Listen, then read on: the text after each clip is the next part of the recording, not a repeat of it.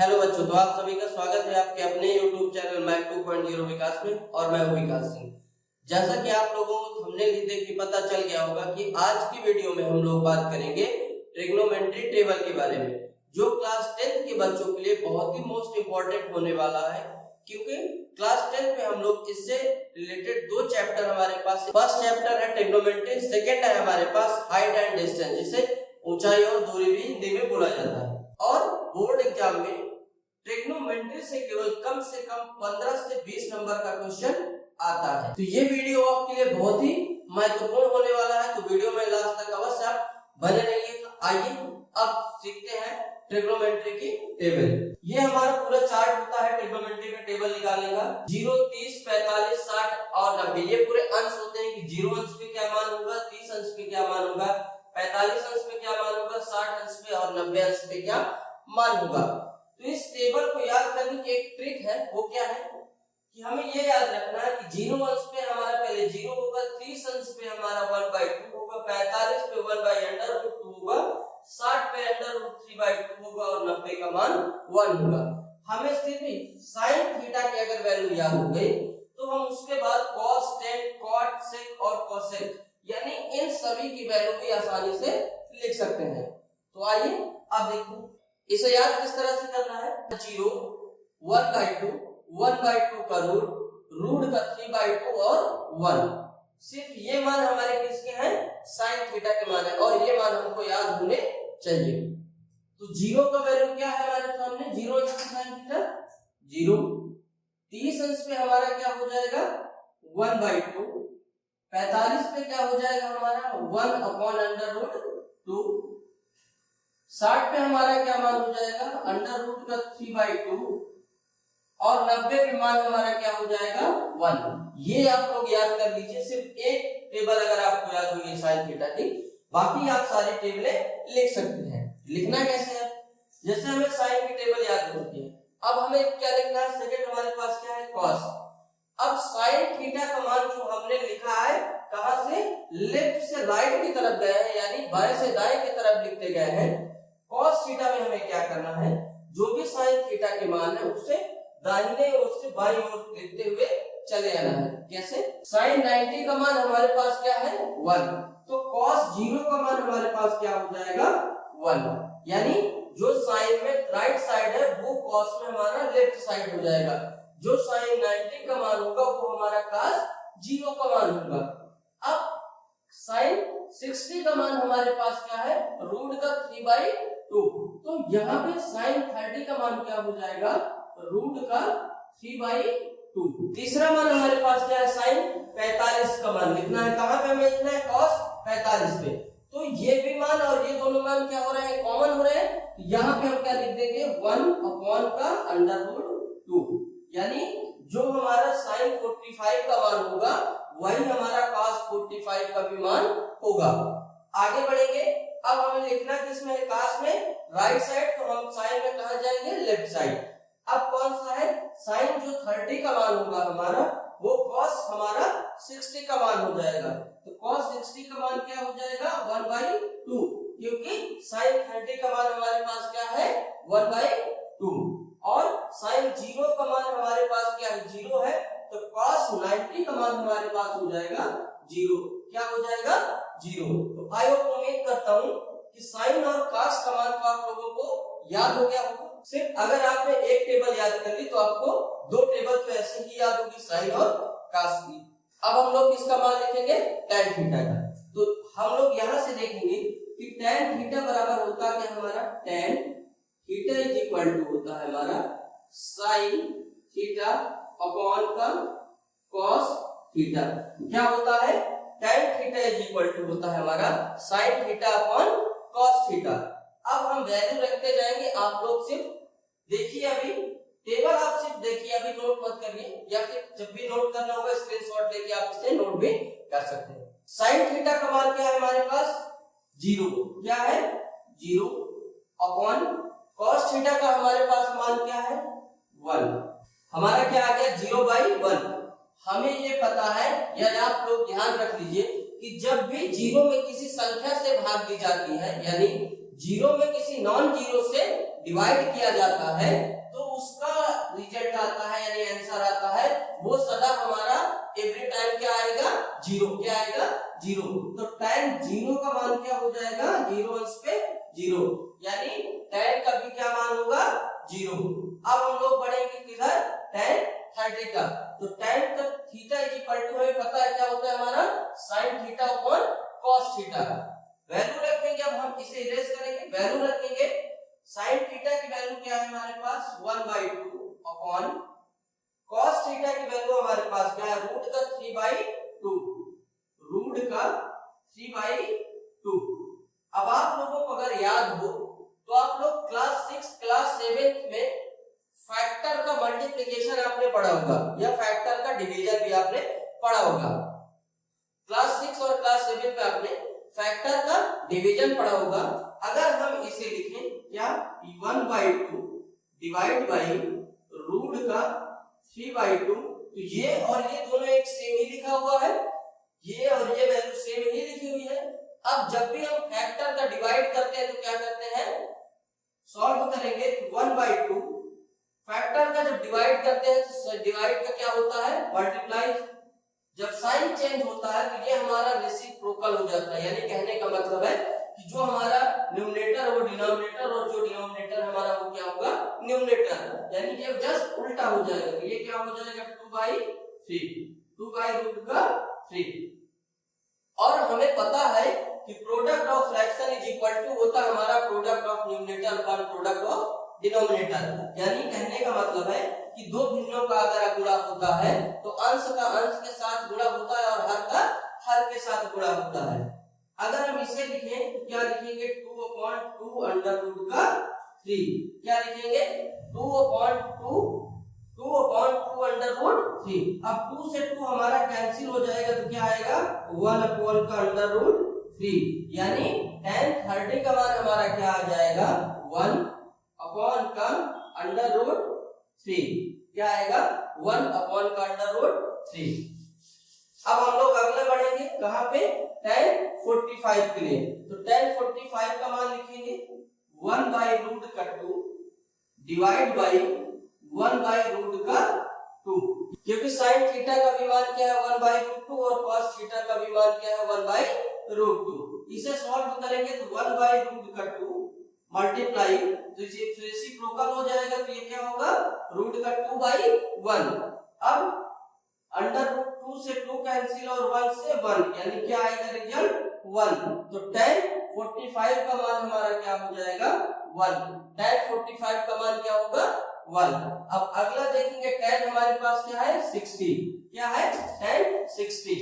तो tan 60 का मान निकालने के लिए sin 60 का मान क्या है, रूट का 3/2, रूट का 3/2 डिवाइड बाई cos 60 का मान क्या है 1/2, तो 1/2 सॉल्व करेंगे इसे हम लोग अंडर रूट 3/2 मल्टीप्लाई बाई 2/1। तो 2 से 2 हमारा कैंसिल तो आएगा क्या, अंडर रूट 3/1। और हमें पता है कि जब भी कोई हमारा न्यूमरेटर सिंगल होता है तो डिनोमिनेटर में सदैव क्या होता है, 1 होता है। इसलिए हम इसे लिख भी सकते हैं क्या, अंडर रूट का 3। क्या लिख सकते हैं, अंडर रूट का 3। तो यहां आएगा tan 60 का मान क्या आएगा, अंडर रूट का 3। अब हम लोग अगला देखेंगे क्या, tan 90। tan 90 हमारे पास क्या है 1 अपॉन, यानी 1 डिवाइड बाई 0। अब ये दूसरी कंडीशन है कि कभी भी हमें किसी भी नंबर में अगर 0 से भाग देना हो, क्या हो, किसी भी नंबर में हमें यदि 0 से भाग देना हो तो वहां पे सदैव हमारा क्या आएगा, इनफाइनाइट। क्या आएगा, इनफाइनाइट, यानी ये कभी क्या है, कटेगा ही नहीं, ये अनंत तक ऐसे ही चलता जाएगा। तो 1/0 का जब भी डिवाइड होगा क्या आएगा हमारा, इनफाइनाइट। तो tan 90 का मान हमारा क्या हो जाएगा, इनफाइनाइट। tan 90 का मान क्या हो जाएगा हमारा, इनफाइनाइट। अब हम लोग अगला देखेंगे cot थीटा।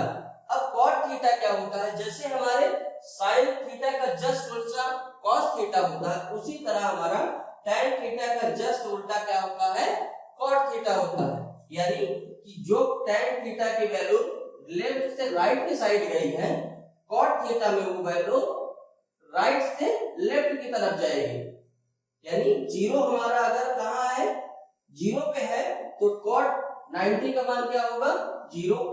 1/√3 हमारा किस पे है, 30 पे है, तो ये कहाँ जाएगा, 60 पे। 1 हमारा 1 पे आएगा, √3 हमारा 30 पे आएगा, और इनफाइनाइट हमारा 0 पे आएगा। तो हम लोग इसे रिवर्स कर देंगे पूरा, यानी tan थीटा का जो मान है उसे हम cot थीटा में पूरा रिवर्स कर देंगे। तो 90 का मान क्या है, इनफाइनाइट, तो cot 0 का मान क्या होगा, इनफाइनाइट।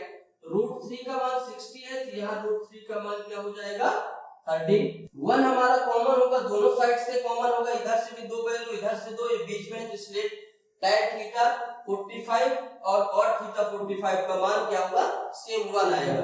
आगे सॉल्व करेंगे तो हमारा 1/√3 कहाँ आ जाएगा, 60 पे, 1/√3, और हमारा 0 जो होगा वो क्या हो जाएगा, cot 90 का मान क्या हो जाएगा, 0।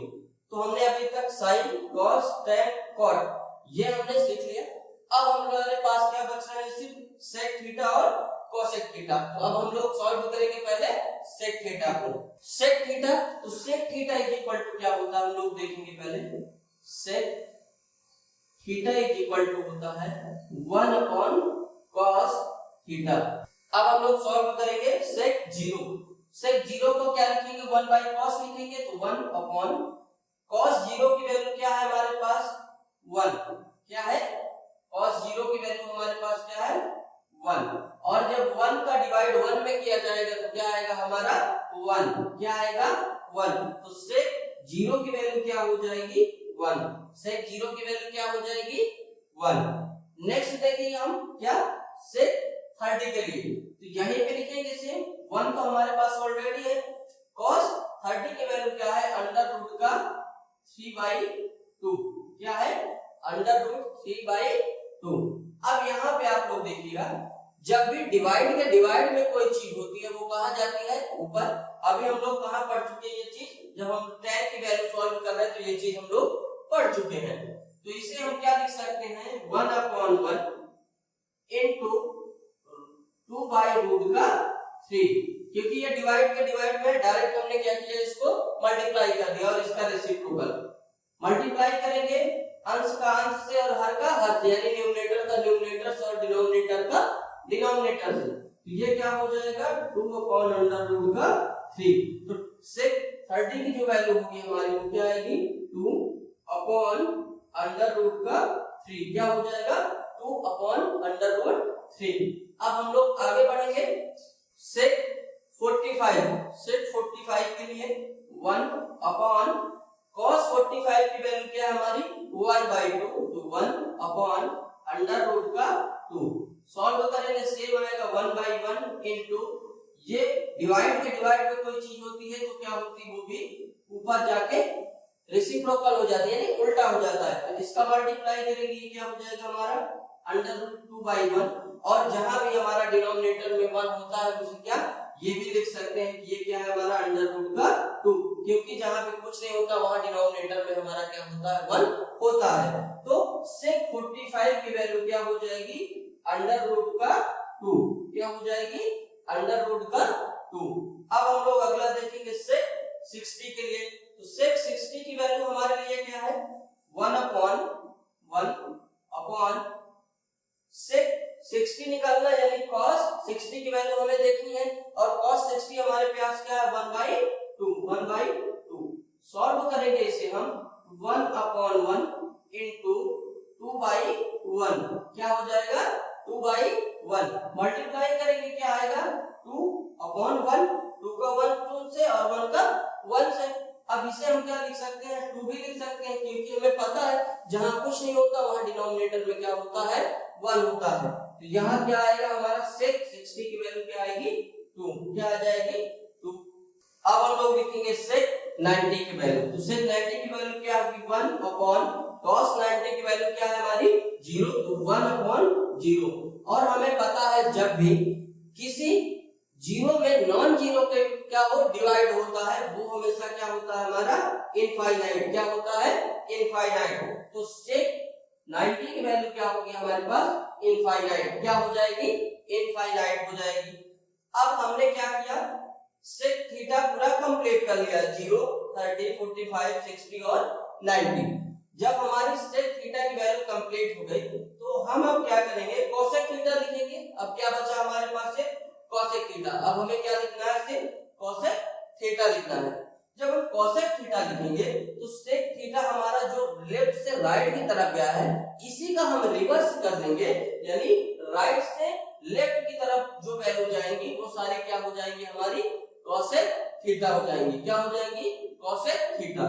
तो कोसेक 0 का मान क्या होगा हमारा इनफाइनाइट, कोसेक 30 का मान क्या होगा हमारा सेक 60 का मान यानी 2, अंडर रूट 2 सेक 45 और कोसेक 45 दोनों कॉमन पड़ेंगे तो क्या हो जाएगा अंडर रूट का 2 और आगे आएंगे तो कोसेक 60 का मान लिखेंगे सेक 30 का मान यानी 2 अपॉन अंडर रूट का 3 और सेक 0 का मान 1 है तो कोसेक 90 का मान क्या हो जाएगा 1, कोसेक 90 का मान क्या हो जाएगा हमारा 1, क्या हो जाएगा 1।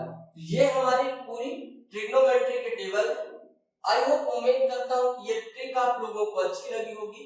अगर इस ट्रिक का आप 1 से 2 बार 3 बार रिवीजन कर लेंगे, लिख के रिवीजन करना है आप लोगों को, सिर्फ देख के पढ़ना नहीं है, इसे एक टेबल बनानी है। एक बार 2 बार आप देख के लिखिए, उसके बाद बिना देखे इस टेबल को आप लिखिए। मैं उम्मीद करता हूं कि आप लोगों को ये टेबल याद हो जाएगी पूरी।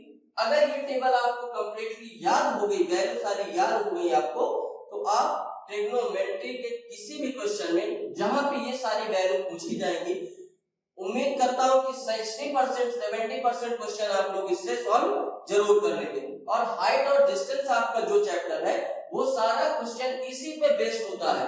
आप कुछ भी वैल्यू निकालेंगे आपको लास्ट में इन्हीं सब वैल्यू की जरूरत पड़ेगी। तो आई होप उम्मीद करता हूं कि वीडियो आप लोगों को अच्छा लगा होगा।